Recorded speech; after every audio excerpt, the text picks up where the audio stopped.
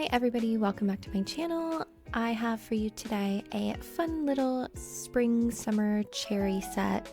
I've been really loving the Coquette style and the Y2K style lately, so I thought I'd combine them into this fun cherry look. I was also inspired by these three polishes that I had received as PR from Born Pretty. The first one being this absolutely gorgeous metal painting gel. I'd been looking for one that was super smooth and incredibly shiny, and this one works great. I also got this magnetic cat eye gel. This is the Moonlight collection, the color 6, and it's a really pretty shimmery silver. The pigment, the little glitters that are magnetized, are really small, so it gives you more of that shimmer effect. And then I also got this red color. This is number 87, and it is a nice true red shade. So first thing, I'm going in here and I'm just buffing out the nails with a primer. If you use enough primer and you kind of rub it into the tip, it takes the place of having to actually like sand down the tips and buff them. So I do that first. Technically, I don't think you actually have to do this step. A lot of different companies will say there's no need to prep the nails. I personally do it just because I sell press-ons, and so I want to make sure that that polish stays in place and that these press-ons can be reused over and over again as long as they're soaked off properly. To reuse your press-ons, you need to soak them off with water and not acetone. So now I'm just taking the charm that I want to be sort of the centerpiece of this design, and I'm laying it out where I want it to go, and then I'm just doing some calculations in my head trying to decide what design I want for each nail. This design went through many iterations, as you'll see throughout this process, so I do actually end up going in and changing quite a few of the nails that I had originally envisioned, which is fine. That's part of the process. Sometimes you have a great vision for what you want the outcome to look like, and then as you're building, as you're creating, it doesn't end up looking the way that you originally imagined. So I'm going in first with all of my base colors. I'm laying down a very thin layer of the red. Now, as you can see, it does have a slight bit of transparency to it. I found that's somewhat typical of red polishes, especially like a darker red. I don't know if it's because you need the light to penetrate enough to cure the gel, but it's not uncommon. I'd rather have a thin layer of color that is nice and even and be able to build upon that than a thicker layer that doesn't cure right. Then I'm going in here with the Jelly White from Born Pretty. This one is not part of the PR package that I received, so I had actually purchased this long before Born Pretty reached out to me to work together in terms of them like sending me things. I do not get paid for making these videos. The way that I get paid, I guess you could say, is they do send me polishes to try, but they never say anything like, oh, you have to say only good things about them. They're just like, look, we have some products. If you want to try any of them, let us know. We'll send you a few and you can do a review on them. So whenever I'm doing these reviews, it is my honest opinion, and I'll be upfront. Like I said, that red, it's a little bit transparent, but I personally don't have an issue with it because I would rather layer my colors and get a really nice even coat than have something be super thick and uneven in terms of the color and not cure correctly.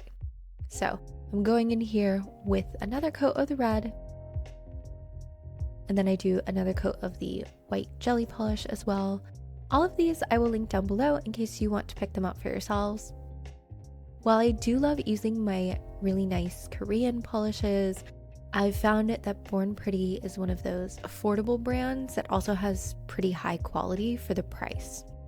I believe, don't quote me on that, but these polishes are only like $6-7 a bottle, you know, something around that range. So very affordable, a great way to start like a nicer polish collection. And they have a ton of different finishes. They have the semi-jelly colors, they have full jelly colors, the opaque paints like this one. They also have the cat eye lines, so they have a wide range of things to pick from. This red, I would say, is almost like a fire engine red. It is very much a true red, not too cool toned, not too warm toned, just right in the middle. And again, one more layer of that milky white. This milky white is really nice. It is a little bit more opaque than the doughy nudie white, I do really love the doughy nudie white, but it is expensive and it is a bit more sheer, so I know if I want to get a bit more coverage in terms of the color, I'll go in with my Born Pretty Milky White. And this is that Moonlight Cat Eye Gel in the silver color, number 6. Now, I'd originally thought I would put it over one of the red nails and just have the red peeking through once I do the cat eye effect. However, as you can see here, it was a bit more sheer than I anticipated. So one thing to note about this line is that the particles, the cat eye particles, they are suspended in a sheer base, so any color that you put under it is going to show through a little bit.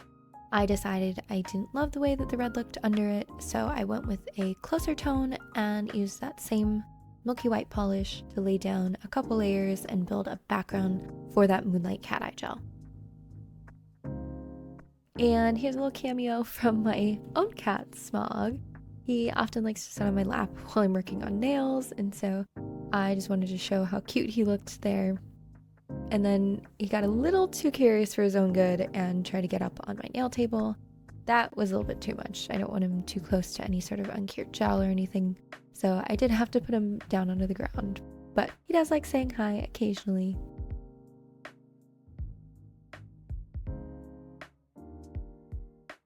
So now I'm just wiping off that tacky layer because I decided I would try a tip that I recently saw about working with cat eye gels. You want to take any nail off of any sort of magnetic stand because apparently the magnet in the stand could potentially be affecting your cat eye gels and pulling those pigments towards the magnet. So I just put it on the end of like a little hairpin that I had here that was made out of plastic, acrylic. And now I'm going in and I'm outlining a heart shape. My design idea was to have a heart cut out in the middle of the nail and then the cat eye magnetic gel surrounding that cutout. It is a more subtle look since I have the white in the background. I think if you wanted to do a different color that was a bit more contrasting with the cat eye gel, you would have more of a vibrant effect because you could have that center heart really sticking out, but I wanted something a little bit more subtle. Also, since this polish is a little bit more sheer, I think going with a background that matches it is better. Now, I will say I had some trouble getting this polish to even out. There were a few streaks because that pigment is so fine, but something that helped with that was just laying down the color like I am here and then letting this sit for a good minute or so to let the polish self-level before actually doing the magnet effect and then curing it. If you let the polish sit and self-level, a lot of those streaks will go away, but that's just something to note if you're going to be working with this and doing any sort of design like I am. I also think what might have worked better was if I had gone over the whole nail with that polish and did it in nice even strokes and then gone in and actually tried to clean out the center heart. I think that might have created a bit more of an even look, but as it was, I was able to work with it okay. It's just a little bit of patience and working with it to try to get as even of a coat as possible around that outside heart. I do just love the look of magnetic gels. I think it's a great way to add just a little bit more intrigue to a nail design by having that slight shimmer. I think the effect is great and I applaud whoever came up with this type of polish. I'm absolutely in love. If you guys have any suggestions for your favorite magnetic cat eye gel brands, let me know. I'd love to try out some more, especially these kinds of magnetic cat eye gels that have the super fine pigments in them. I think it's just a great way to add some subtle elegance to a look with the really small glitters that make the nail almost look shimmery rather than sparkly. So now that I've magnetized it to my liking with that little round magnet, I will go ahead and cure, and then I'll work on the thumbnail. So with the thumbnail, I wanted to use that same magnetic cat eye gel and do like a French tip look. So I cover the whole nail in the gel, making sure that I eliminate as many streaks as possible. This is where you want to be careful and try to put the gel on as smoothly as possible. And then I go in with a square magnet now because as you can see, it has this round magnet at the back end that actually makes a really cool French tip effect. So if you just magnetize the whole nail and then use that round side, you can get a little arc of the glitter that makes almost what looks like a subtle French tip. So now I'm back with the other finger, the ring finger, and I'm just doing another layer of that cat eye gel around the heart. I thought it needed just a little bit of a boost. I wanted to make sure that color was really evenly covering the rest of the nail so that the cutout would look very clear. So I am going in with another layer, again trying to lay the polish down really neatly outside of that heart shape, letting it sit for a minute, and then going in and magnetizing the gel. And overall, I am pretty happy with how this turned out. It did take a little bit of finicking with, a little bit of messing around with until I could get it perfect, but I think the overall effect is really nice. Now onto the middle finger. This is one of the biggest inspirations for this whole set. Is I've seen this 3D cherry look going around for honestly probably over a year now. So you lay down your base color. This red from Born Pretty is perfect for that. And I'm just doing 2 dots of the color. You could probably start off with a dotting tool, but I'm just using a nice fine liner brush. You want to try to get the edges nice and clean. Make the dots as big as you want your cherries. I'm not necessarily going for realism here with this design. It's more of a representation of cherries. So I'm not bothering with doing like a slightly inorganic shape. I'm just going for nice round even circles. And then I cure that and I peel off the ring finger and put it back on the stand so I can work on the set as a whole. I had this genius idea that maybe I would do a red heart in the center of the heart that I had created with the cat eye gel. So you'll see me wiping off the tacky layer here, drawing in the heart in the center, and I think it looked okay, but I also felt it was a little bit too loud.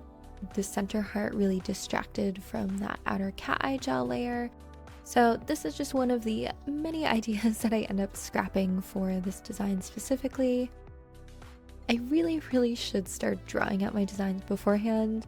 I do have a Samsung tablet that I can do that on, so if anybody's interested and would want to see me drawing out some designs and see that process, let me know and maybe I will do a video on it. But for now, I draw that heart out and then I immediately decide I don't like it, so I wiped it all off. Now I'm going to go in with that metal painting gel and work on the chrome details. Now this paint is very thin, which I actually like for some types of metal chrome designs. It's not going to give you a 3D effect at all, so don't expect that, but it does give you a really amazing shine and it goes on super smoothly. So here I'm drawing in the cherry stems and the little leaves for the cherries. Since this paint is so thin, I strongly recommend you find a way to store it upright. Otherwise, if it tilts over, it's going to leak out all over the cap. I keep my little protective layers that go between the cap and the pot of gel, just in case leakage like that occurs. As you can see, the top of mine is already getting a little bit dirty, and I've really tried to be careful about not turning it over. That's just from the pot being opened and moving around a little bit. So definitely try to store this upright because that really thin consistency means it will move around a lot. So now I'm going in and I thought I would do these really cute little bows that I've seen trending, going with the kind of coquette cyber look. So I just paint these on using a thin liner brush. I've only used this metal painting gel a couple times since I got it, but I will say again, I can't believe how nice it is. It's just so smooth, it goes on so easily, it's great for doing details with, and it has a beautiful finish. Now I'm going in and I'm adding those classic 4-pointed stars to that cherry nail. I just didn't want the cherry to be alone on that nail. I thought it needed a little bit of an extra design element, especially being that it was the middle nail and the biggest. So I am painstakingly painting on these 4-pointed stars. I don't know what it is. I have a lot of trouble with these. I think it's because I'm a perfectionist, and so if there's anything remotely out of place with the points, with the lines, I have to go over it again and again and again until everything looks totally even, totally perfect. It's kind of stupid because I actually have stickers that are silver and gold and I think hollow even for these 4-pointed stars, and they would probably save me a lot of time if I used them, but I don't know, sometimes I feel like hand painting things, and so going in here, trying to paint those 4-pointed stars, doing a little bit of cleanup as necessary. And then I'm adding some additional sparkles just around my 4-pointed stars. So as I'm painting these stars, that took me forever. I think I had 5 hours of footage for just this one simple set, this one simple design, and it's because I redid the design so many times and I fiddled with these stars forever. But I thought I'd ask, do you all like the longer form of content where I really show me going in and doing the smaller details and taking my time with them? Or would you rather I edit out some of the parts that seem maybe a little bit repetitive, like this here, where I'm just working on really small details and I'm taking my time with them? I know my videos are quite long. I try to keep them under 40 minutes so that you're not here forever. But I also like showing my whole process in case there are people who, are looking to learn or who like watching other people while they do nails. I personally love putting on other creators in the background while I'm working on my nail sets, as long as I am not trying to do a voiceover right then and there. And so I love longer videos. I like hearing people's process, hearing their thoughts, seeing how they create the works of art that they create, and seeing all the mistakes along the way. So let me know though, do you prefer the longer 30, 40-minute videos, or would you rather have shorter, more concise tutorials without all of the mistakes added in?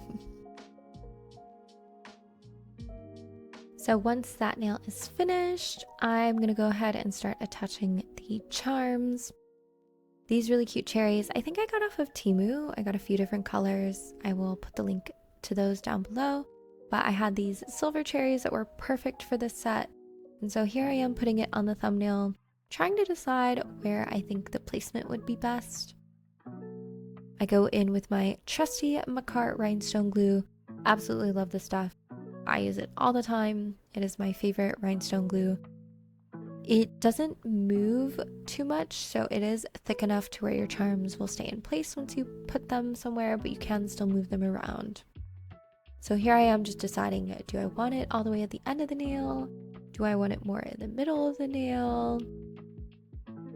Again, this glue is really nice because it is a thicker viscosity, so you can kind of move the charms around, see how it looks, and it won't slide around too much. And I decided I wanted it kind of right in the middle of the nail because I was going to do sort of a chain effect around it. So I pull out my caviar beads here.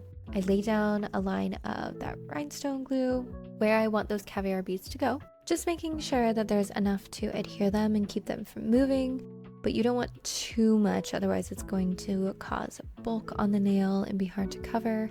So I do go with a little liner brush and just smooth out that line I've created.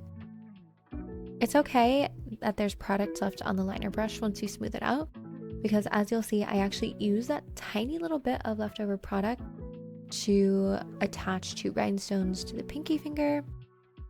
And then I also use that to actually pick up the caviar beads.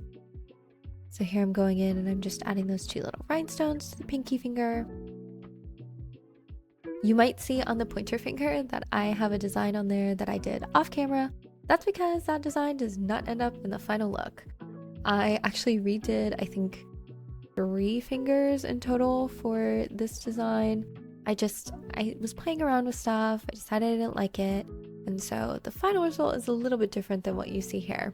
But I'm going in with some gemstones around that cherry to create kind of like a connection point where that chain will attach. I have these really cute, tiny square gemstones. They were part of a micro zircon rhinestone pack. I will have that linked below. So I'm adding those in the center, going in with a smaller, just regular circle rhinestone. And then I'm picking up my caviar beads and I'm going to create a chain look. One thing I've learned with caviar beads is if you vary the size, it makes the chain look more interesting. So I go in with one of the bigger sizes here for those caviar beads. And then I'm going to finish the chain out with a smaller size.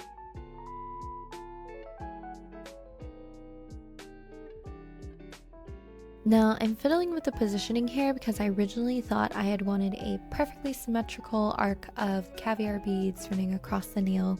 Then I decided to go with something a little bit more asymmetrical, especially since the cherries themselves were asymmetrical in terms of their look.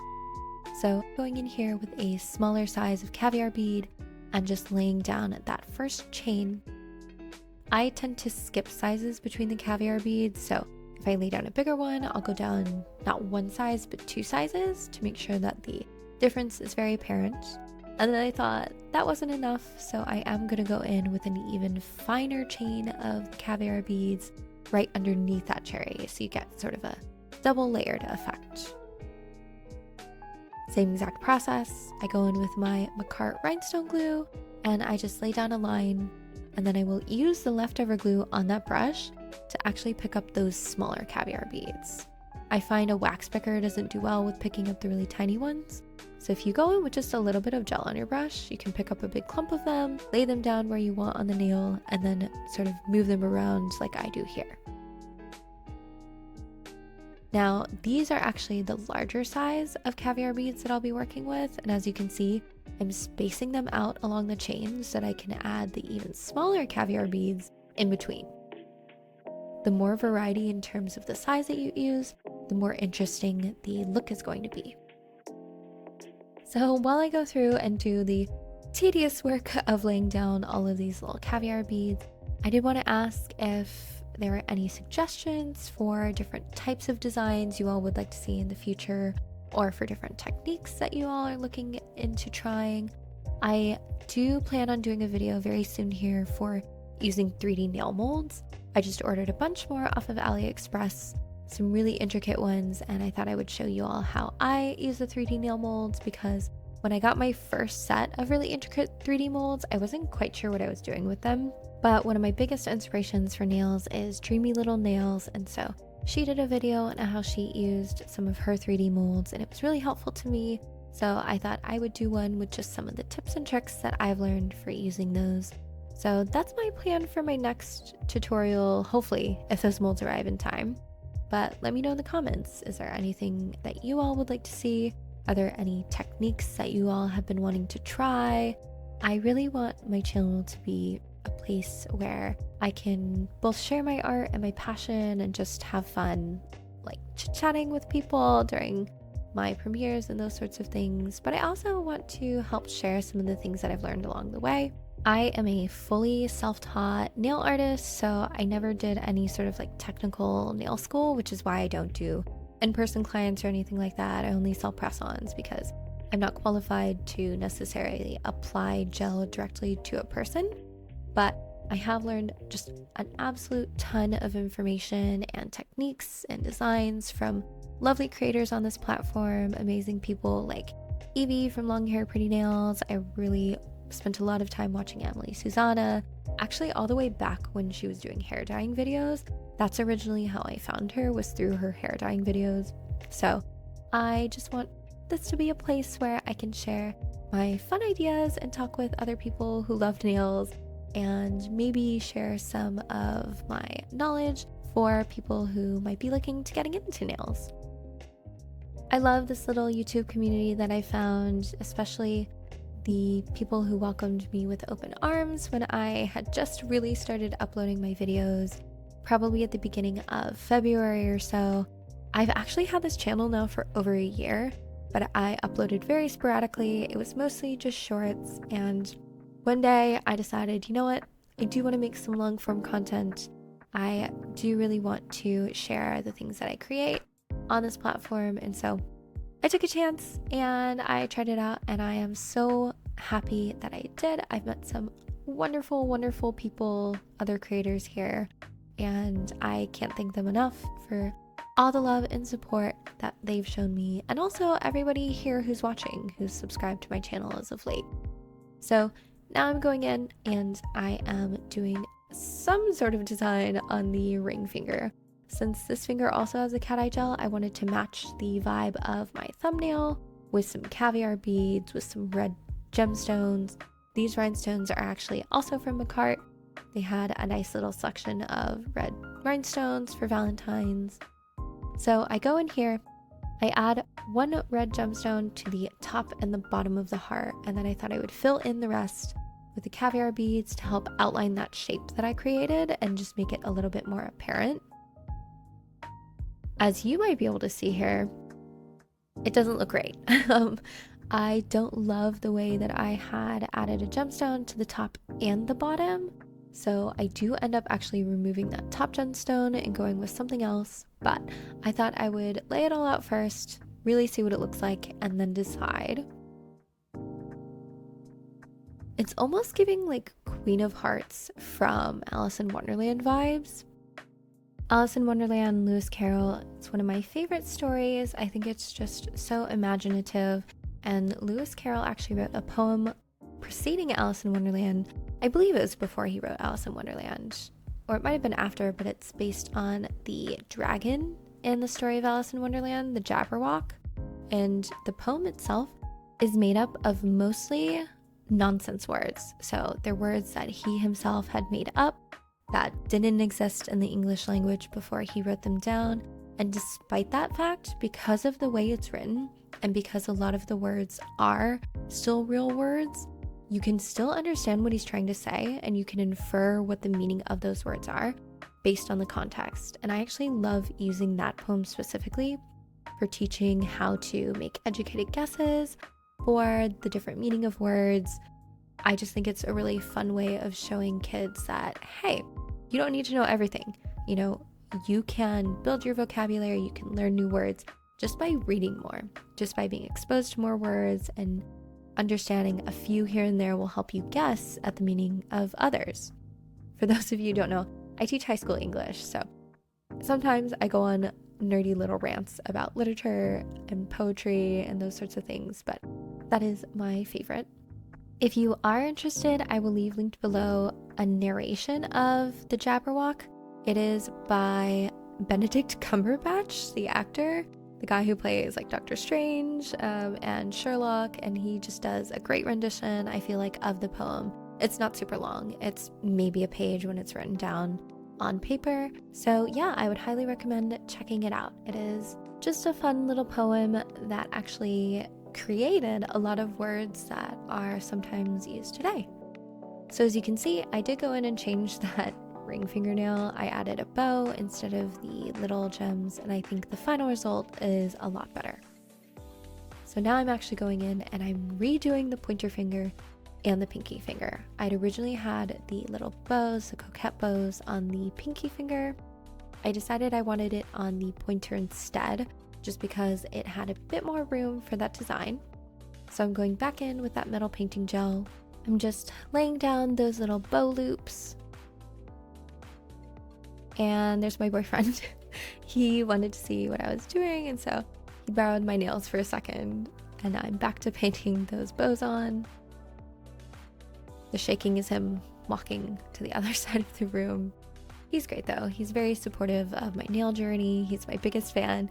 He likes all of my videos, and sometimes he'll comment on them to try to help boost me in the algorithm. So I'm very grateful that he's passionate about what I'm passionate in, just because it makes sharing my passion so much more fun. Don't get me wrong, he does not care about nails. He does not do his own nails. He would never get his nails done. He might let me paint them if I asked him, but I don't think he'd love it. However, he loves that I love it, and so he tries to help me out wherever he can, which is very nice of him. If there's one thing I've learned in life, it's the importance of having a supportive partner, as somebody who's going to share in the things that you enjoy, even if they themselves aren't super into it. He actually plays a ton of the online game WoW, World of Warcraft, and even though I've barely played, it's not my favorite game, I swear I probably know more about WoW and about raiding and some of the different classes and their abilities than a lot of people who have played the game, just because of how much I've heard from him. So on the pinky finger, instead of doing the bows, I just did some simple 4-point stars that are very typical of like the Y2K look, and I added some gems in the center to match the center gems on the pointer finger. Now I'm going in with my absolute favorite sealing gel. This is a non-wipe thick top coat. It's from Jinbei. It's the Crazy Top. There are 3 viscosities. The one that I use is the thick gel because I think it's just perfect for sealing in any sort of charms, gems, doing any sort of overlay for 3D elements, doing 3D elements on nails too. It's very versatile. It is a little bit expensive, so this pot here I think is the 40 gram or 50 gram. I don't remember. I'll link it below. But it is, I believe, $30 to $40 depending on where you get it. I usually get mine from either Zillaboo or Sweetie Nail Supply. And sometimes they have pretty good sales where you can get it for under 30. Typically though, you're looking at like $30, $40 for this pot of gel. But it's either 40 or 50 grams. I can't remember which. It lasts a long time. This is my first pot of that gel. I've had it for, let's see, probably 2 years at this point. And I've done probably 100 looks, most of which have used that gel. So it will last. It's definitely worth it in my eyes. And then I'm just going in once I've sealed in all the gems, and I'm top coating each nail, being in a nice glossy top coat. This is just the Beetles top coat. I like it. I think it's really great for the price. It's got a good viscosity. It's a little bit thick, not too runny to where it's gonna run all over the place and pool in places that you don't want it to. I am in the market though for a new top coat. I'm thinking about trying out Evie from Long Hair Pretty Nails, her top and base coat. So that'll probably be my next purchase when I have a new budget for nail supplies. I try to budget myself monthly so that I am only buying what I can afford. It would be so easy to go overboard and buy way too much when it comes to nail supplies, simply because there are so many pretty colors and pretty charms, different types of gels, all of that. I am so grateful to be able to buy what I can. My collection has grown so much over the past 2-3 years now that I've gotten really back into nail art. I used to do my own nails in high school just with regular polish, and I would spend a lot of time doing different fun designs, those sorts of things, back when really most people didn't do their gel manicures at home. And then when COVID hit in 2020, I got back into doing my own nails. I started out with gel. I started looking at videos and watching people do their nails online, and I really haven't looked back since. It's only recently that I started uploading and selling press-ons through my Etsy, that sort of thing, but nails have always been a big passion of mine. So here I'm going in with that same Jinbei Crazy top coat, and I'm just doing some 3D elements on the pinky finger that I felt was looking a little bit bare. So I'm just adding some little curves, just a bit of texture to this nail since it didn't have any 3D elements. Looking back at this design, I don't know that this was necessary. I still think it looks good, but I just don't know that it was necessary. I think I could have probably left it without the 3D element so that it better matched the pointer finger. But I don't know, you tell me. Do you guys like the 3D element here? Do you think it could have done without? Do you think I should add some 3D elements to the pointer finger to match? Let me know if you think it looks too busy or not. Now, the 3D element that I did really want to add is this one here. It's where you take your cherry design and you just add a nice big dollop of some sort of clear gel right on top of the cherry. You make it 3D so it looks like a nice, juicy, plump, real cherry. So I'm going in here with that Jinbei thick, and I'm just laying down a little dollop. The nice part about this gel is it's so thick that it does hold its shape quite well, giving you that 3D effect, but there is a tiny bit of self-leveling to it, so you get a really nice, smooth, rounded finish. You can move around the gel as much as you want before carrying it, and it won't spread too much. As you can see here, I'm actually having to help it spread out to the edge of the cherry, but you still get that nice rounded top to it.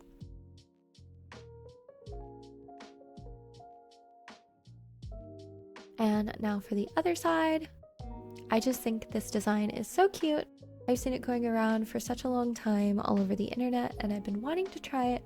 And now that I have this color from Born Pretty, I thought it would be the perfect chance to give it a go.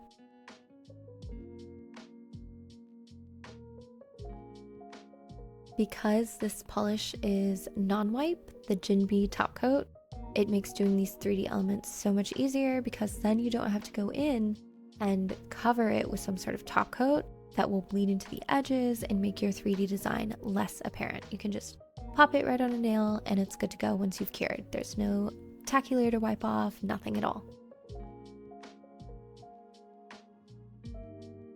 Alrighty, and that is the finished look. Here is a closer look at all the nails. I am pretty happy with how this turned out overall at the end.